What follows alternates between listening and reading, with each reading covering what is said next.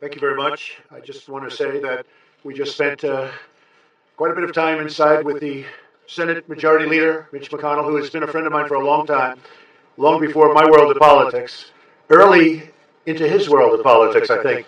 But we've been friends for a long time. We are probably now, despite what we read, we're probably now, I think, at least as far as I'm concerned, closer than ever before.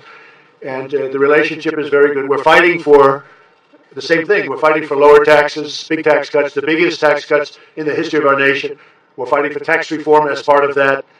We are getting close to health care. We'll come up in the early to mid part of next year. We're going to have a vote. I think we already have the votes. We feel confident we have the votes. You pretty much know what the plan is. I believe Republicans and Democrats are, as we speak, working together very hard right now, working together to do an intermediate plan, a short-term plan, because Obamacare is a disaster. The rates have gone up. The premiums have gone up. The deductibles have gone through the roof. I mean, it's terrible. You look at the deductibles, unless you really have a problem, you're not going to be able to use them. So we have been working together long and hard. We think we're in good shape with the budget, we hope. And we hope to be in good shape with, the largest tax cuts ever passed in this country. It's going to spur business. You look at other countries, what they've done, and we're competing with other countries. When China's at 15%, when I hear that Ireland is going to be reducing their corporate rates down to 8% from 12%.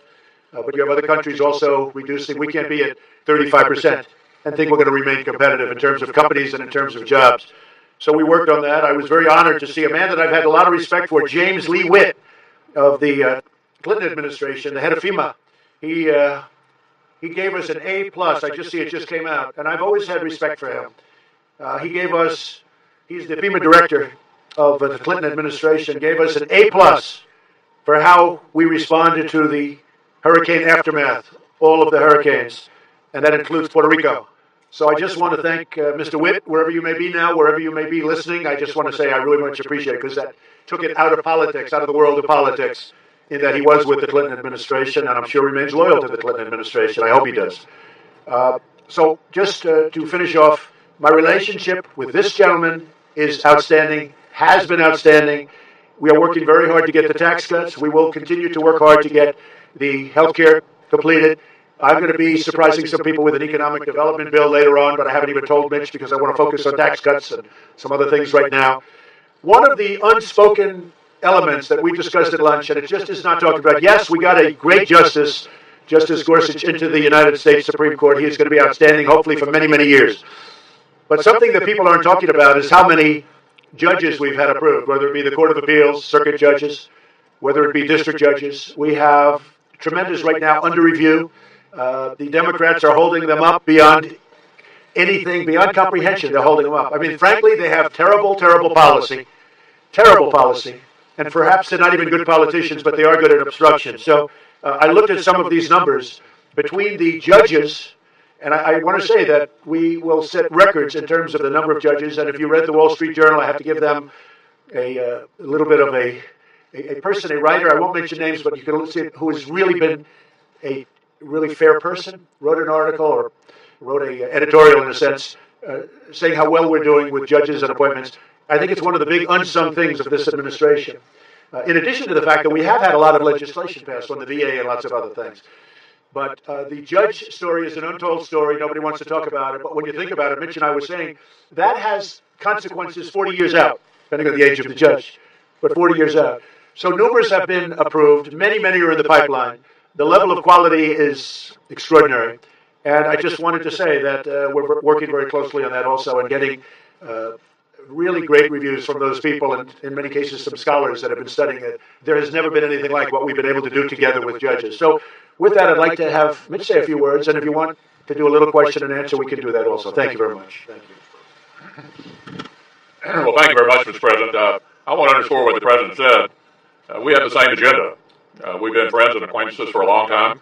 We talk frequently. We don't give you a readout every time we have a conversation, but frequently we talk on the weekends about the issues that are before us. Obviously, passing the budget, which enables tax reform and tax reduction, comes next. Then the supplemental to take adequate care of those who've been harmed by the natural disasters we've been afflicted with lately. And, of course, the Senate's unique role that seems to me a lot of people forget. We're in the personnel business.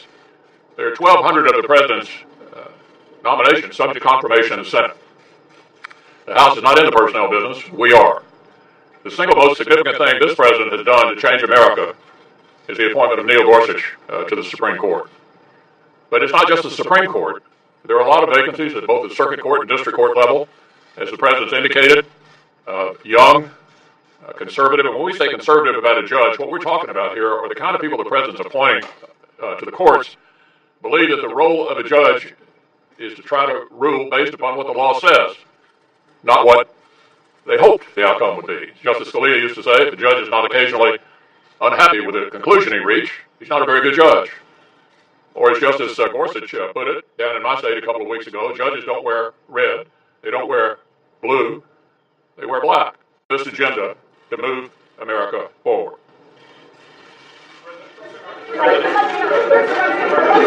John? Mr. President, where's the timetable for tax reform? Speaker of the House, Ryan, said he wants to get it done by the end of this year. He would make the House safe through the Christmas break in order to get it done. The Justice Coordinator said we'll get it done this Congress. Would you be okay if tax reforms were not passed until next year as opposed to this year? Well, I would like to see it be done this year, John. I would like very much to see it be done this year. So we won't go a step further. If we get it done, that's a great achievement. But don't forget, it took years for the Reagan administration to get taxes done. I've been here for 9 months, a little more than 9 months. I can say the same thing for health care. If you look at Obama, first of all, you look at Clinton, they weren't able to get it done. You look at other administrations, they weren't able to get it done. President Obama, after a long period of time, was able to finally push it through, but push through something that's now failed, really failing badly. But again, we're meeting, Democrat, Republican are meeting right now, and right now they're working on something very special. But I have to tell you, I really believe that we have a very good chance, and I think Mitch feels the same way, of getting the taxes done, hopefully fairly long before the end of the year. That's what we'd like to see. Go ahead. Yeah, let me just add what the president said. The goal is to get it done this calendar year. But it is important to remember that Obama signed Obamacare in March of year 2. Obama signed Dodd-Frank in July of year 2. We're going to get this job done, and the goal is to get it done by the end of the year. And just to finish up, Mitch, and we're 9 months, right? So we could have a long way to go, but that's okay. Yes.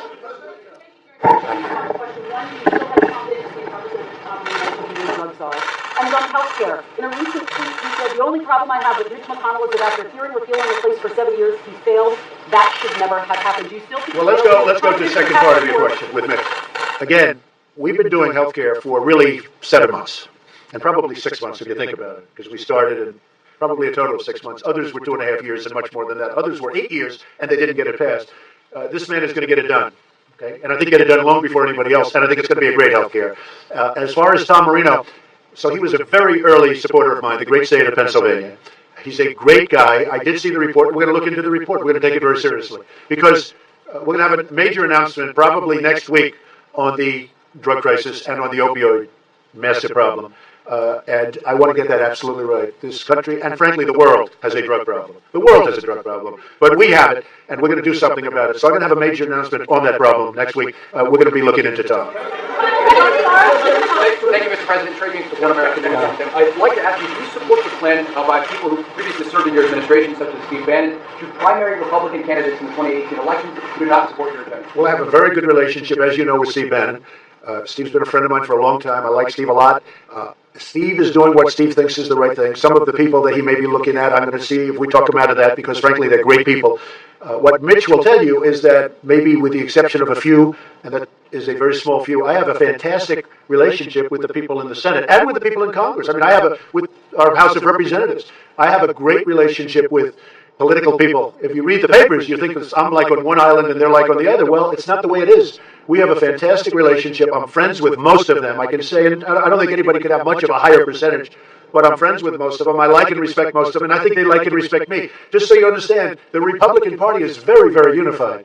When we get things approved, we have to go through hell because we have no Democrat support. We have nobody. We don't have a vote from the Democrats. As an example, massive tax cuts. We may not get any Democrat votes. Now, we also may get 3 or 4. But we may get no Democrat for massive tax cuts. We're the highest tax country in the world. And yet we may get no Democrat support. And that's because they're obstructionists. And they just basically want us to do badly, but that's not going to happen. Yes, go ahead.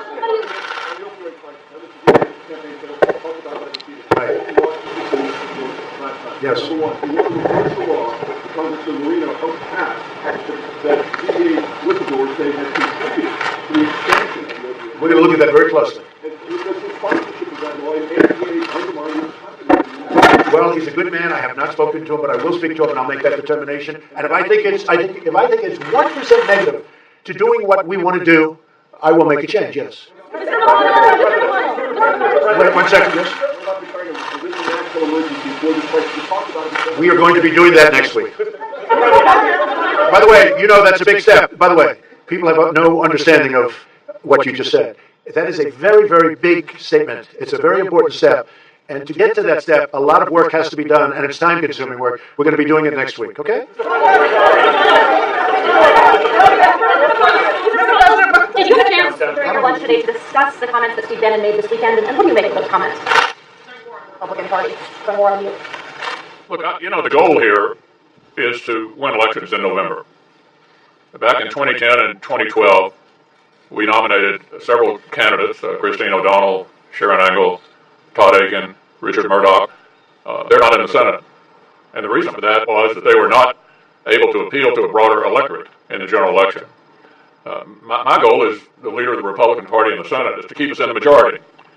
The way you do that is not complicated. You have to nominate people who can actually win, because winners make policy and losers go home. We changed the business model in 2014. We nominated people who could win everywhere. We took the majority in the Senate. We had one skirmish in 2016. We kept the majority in the Senate. So our operating approach will be to support our incumbents, and in open seats to seek to help nominate people who can actually win in November.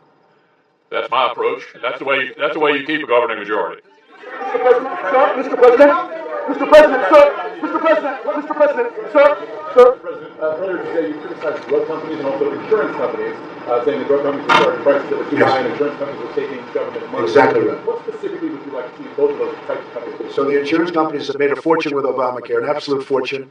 As you know, what I did with the cuts at the end, which were all going, you're talking about hundreds of millions of dollars a month going right into the pockets of the insurance companies. And I'm very happy with what I did.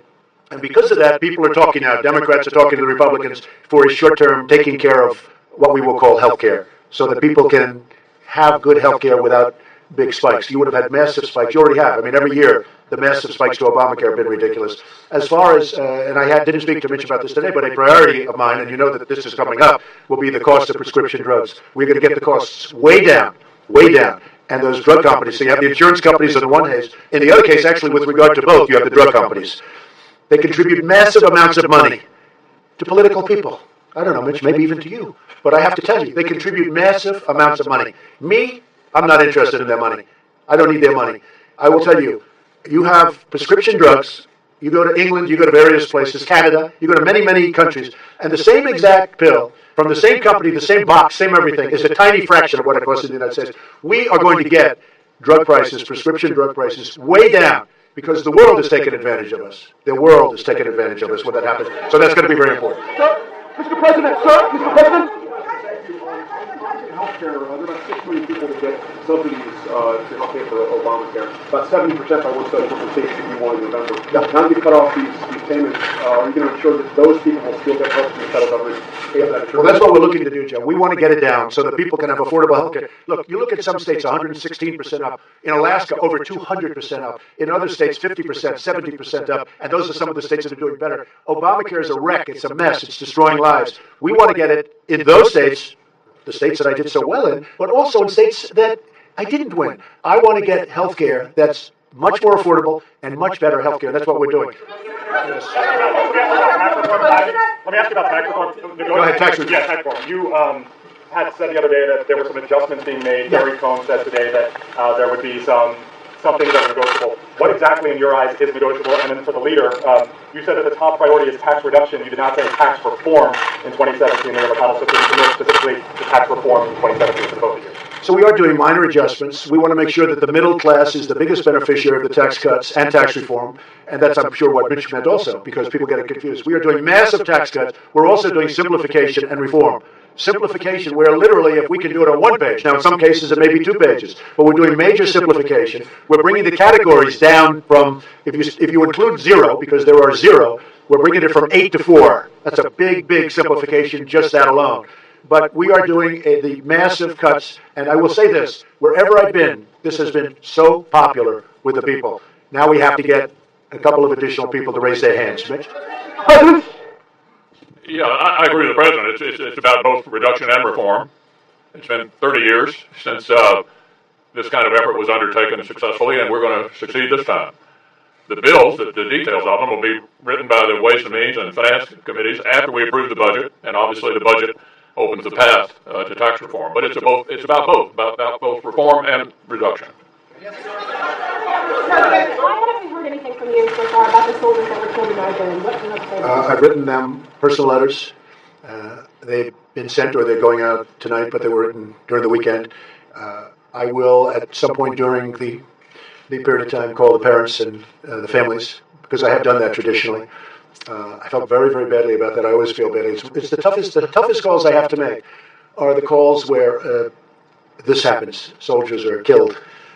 It's a very difficult thing. Now, it gets to a point where, you make 4 or 5 of them in one day is a very, very tough day. For me, that's by far the toughest. So the traditional way, if you look at President Obama and other presidents, most of them didn't make calls. A lot of them didn't make calls. I like to call when it's appropriate, when I think I'm able to do it.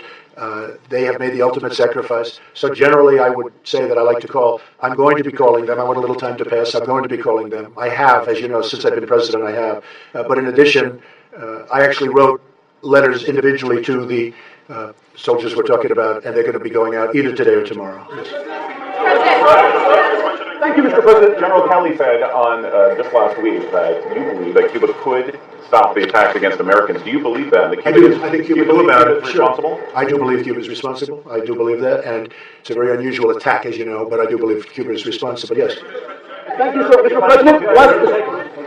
Roy Moore down in Alabama has said that he believes homosexuality should be illegal and that Muslims should be barred from serving in the U.S. Congress. What makes you comfortable with someone with those beliefs serving in the U.S. Senate? And the same question to you, Mr. Leader. Well, I'm going to be meeting with Roy sometime next week, and we're going to talk to him about a lot of different things, but I'll be meeting with him. He ran a very strong race. The people of Alabama, who I like very much, and they like me very much, but they like Roy, and we'll be talking to him, and I can report to you then. Okay? Mr. President, sir! Go ahead. Mr. President, for you, Anthony McConnell, following up on your comments on budget. One of the issues outstanding right now is whether the Senate Judiciary Committee will be in position of blue slips. I'm wondering Mr. President, and what your position is, Mr. McConnell, is, this is the position that right now gives Democrats coverage over the appointment. I can give you my position. The blue slip, for those of you who are not familiar with it, is a custom determined by the chairman of the Judiciary Committee. And Senator Grassley can give you his view of how he views it. I'll give you my view. My view is that a blue slip on a circuit judge is simply a notification of how you're going to vote. To conclude otherwise would have left us in the following position at the beginning of this Senate. 48 Democratic senators would have been able to blackball 62% of the circuit judge nominees. That's simply not a tenable place to land in a Senate that now deals with judges with a simple majority. So my own personal view is that a blue slip on a circuit judge should simply be a notification of how you intend to vote. We can talk blue slips, but my attitude is I just want really capable people going to the courts. Peter? Mr. President, in 2012, you tweeted that Obama's complaints about Republicans stopping his agenda are BS, in your words, since he had full control for 2 years. You wrote he could never take responsibility. But today you said about some of the challenges right now in Congress and in Washington, I'm not going to blame myself. I'll be honest, they're not getting the job done. So what's different then than now? Well, let me just explain what's different. We have nominations pending right now, and we have 182 approved. If you look at this, the number that he had approved was 65% and 70%, and we have 39%. They're holding up every single nomination. Schumer and the group are holding up every single nomination. They are obstructing. They're doing. It's really what I'm telling you. They're not good politicians, but they're very good at obstruction. They are holding up every single nomination. And I will tell you, Peter, it's not right. It's really not right. They'll bring them right out to the end at last minute. What they're doing is unfair. So you look at even Bush, you look at Obama, you look at Clinton, and you look at Bush original. You have 389 versus 182. These are approvals. You look at Clinton, 357 versus 182.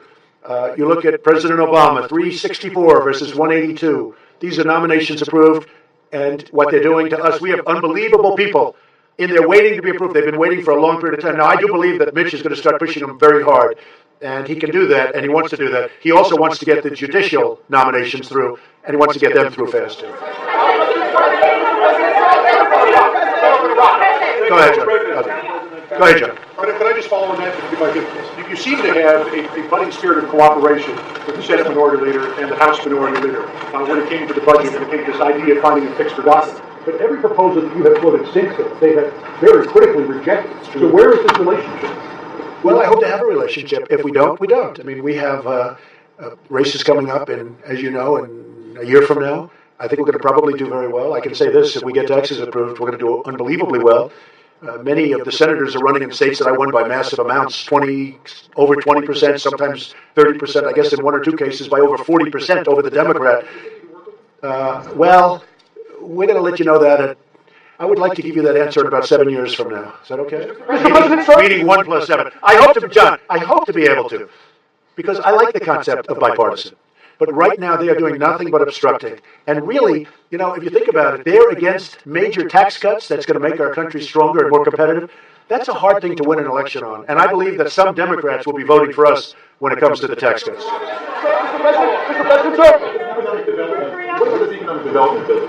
I'm going to be proposing an economic development bill in the not too distant future. I want to get tax cuts obviously done first, maybe even the health care, but I think somewhere either in between or shortly thereafter, I'm going to be developing an economic development bill that will put us so far ahead of other countries you will not even believe it. That'll be very important. Mr. President. Thank you, Mr. President. Last week, your administration made two major announcements on rolling back the Iran deal and getting rid of the cost-sharing reductions as part of Obamacare. And a lot of criticism has been leveled at your administration, saying that really all you're doing is... And a lot of praise. Fair enough, sir. Rolling back, a lot of what you're doing is simply rolling back everything your predecessor accomplished. Is there a single policy of your predecessor that you specifically do not want to touch, sir? Well, we're very opposite in terms of incentives and incentives for jobs and other things. And if you look at what's happened, we just hit a new high today again in the stock market. We've picked up, Mitch, as of this moment, $5.2 trillion in stock market value. We have the lowest unemployment rate in, I believe it's almost 17 years.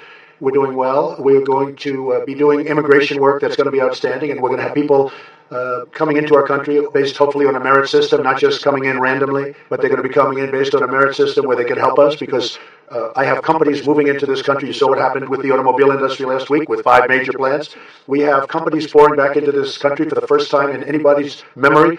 We are actually going to be fairly soon at the point where we're going to need workers. Our country is going to do so well, but the tax cuts are going to be a major, major part of it. You want to keep in place, though? Is there a policy you keep in place? Not too many, I must say. It's the opposite side of the spectrum.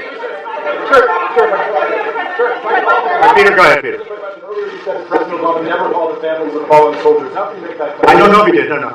I was told that he didn't often, and a lot of presidents don't. They write letters. I do. Excuse me, Peter. I do a combination of both. Sometimes it's a very difficult thing to do, but I do a combination of both.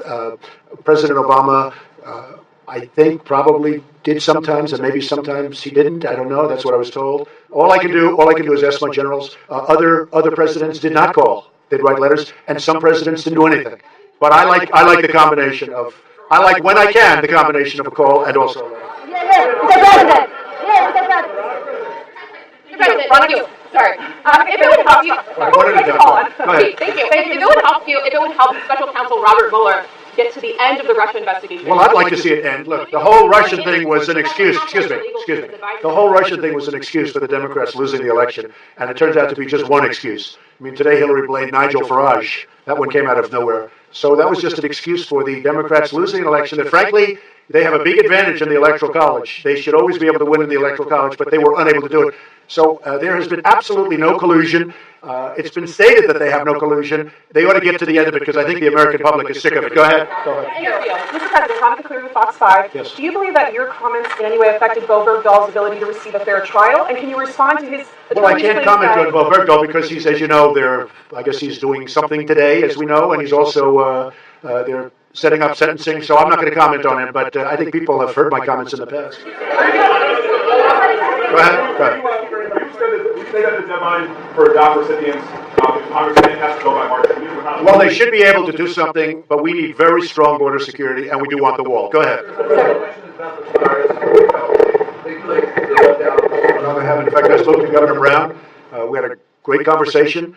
We have FEMA there, and as you know, James Lee Witt gave us an A+, and I think if he didn't include the fires, he would include the fires also. We have FEMA there, we have military there, we have first responders there. It's a tragic situation, but we're working very closely with the representatives from California, and we're doing a good job. Mr. President. Go ahead, Beck. Yes, go ahead, Beck.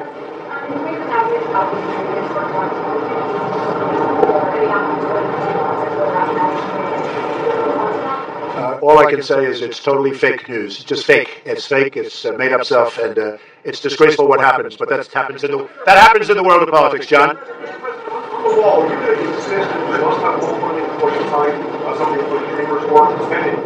Our country needs a wall. Mexico, you see what's happening there. You see what just happened yesterday with one of their big political leaders. Mexico is not doing particularly well when it comes to the kind of thing that we have great interest in. Drugs are pouring across our border. We're stopping it, but we need a wall to really stop it. We need a wall in this country. You know it. I know it. Everybody knows it. We have to have a wall, so that's going to be part of it. Well, the Puerto Rico situation is so, because as you know, I think, that's according to the Clinton administration's head of FEMA. It's been outstanding. Puerto Rico is very tough because of the fact it's an island, but it's also tough because, as you know, it was in very poor shape before the hurricanes ever hit. Their electrical grid was destroyed before the hurricanes got there. It was in very bad shape, was not working, was in bankruptcy, owed $9 billion. And then on top of that, the hurricane came. Now, you're going to have to build a whole new electrical plant system. We're not talking about generators. You know, Puerto Rico now has more generators, I believe, than any place in the world. There are generators all over the place. The fact is, their electrical system was in horrible shape before and even worse shape after. So we are working right now. As you know, relief funds were just approved and are in the process of being approved by Congress. And that includes Texas, by the way. That includes Florida. And it also includes Puerto Rico, the U.S. Virgin Islands, etc. But it was in really bad shape before. We have done, I will say this, we've delivered tremendous amounts of water. Then what you have to do is you have to have distribution of the water by the people on the island. So we have massive amounts of water. We have massive amounts of food, but they have to distribute the food. And they have to do this. They have to distribute the food to the people on the island. So what we've done is we now actually have military distributing food, something that really they shouldn't have to be doing. But if you look at the governor, who's a good man, by the way, but you look at the governor of Puerto Rico, he himself has said we've done an outstanding job, and most people have said we've done an outstanding job. But Puerto Rico is a very tough one. Yes, go ahead.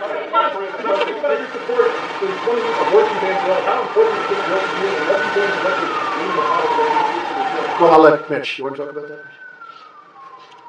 Was the question about the 20-week? Yeah, well, it's supported by virtually all of my members, and we expect to have a vote on it at some point.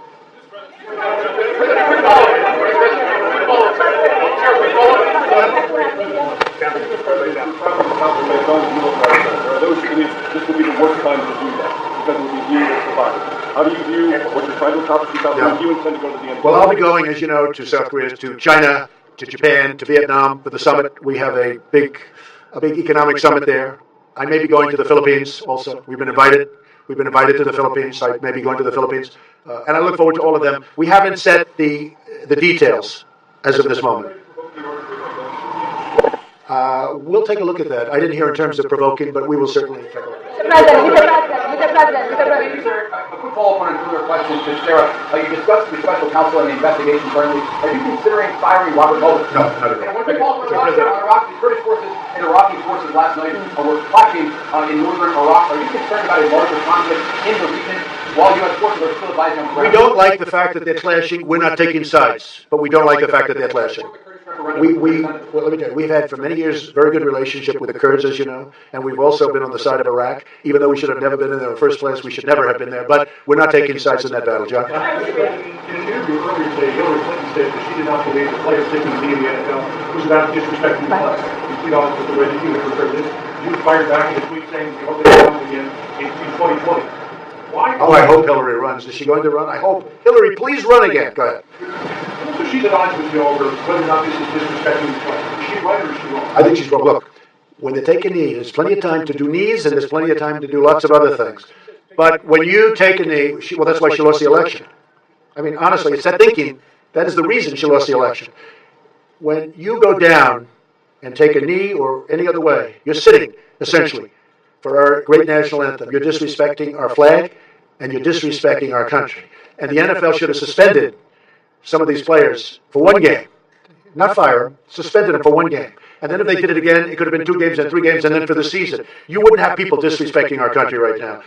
And if Hillary Clinton actually made the statement that, in a form, sitting down during the playing of our great national anthem is not disrespectful, then I fully understand why she didn't win. I know, I mean, look, there are a lot of reasons she didn't win, including the fact that she was not good at what she did. But I will tell you, that is something that I had just heard about, and I think that her statement in itself is very disrespectful to our country.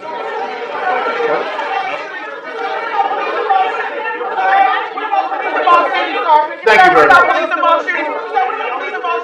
As it relates to the NFL, that is what the players are saying is the crux of why they're taking a knee, sir. The police involved shooting issue. It is very disrespectful to our country when they take a knee during our national anthem. It is very just hear it. It is very disrespectful to our country when they take a knee during the national anthem, number one. Number two, the people of our country are very angry at the NFL. All you have to do is look at their ratings and look at their stadiums. You see empty seats when you never saw them before. A lot of people are very angry at it. It is highly disrespectful. They shouldn't do it. Thank you very much, everybody. Thank you.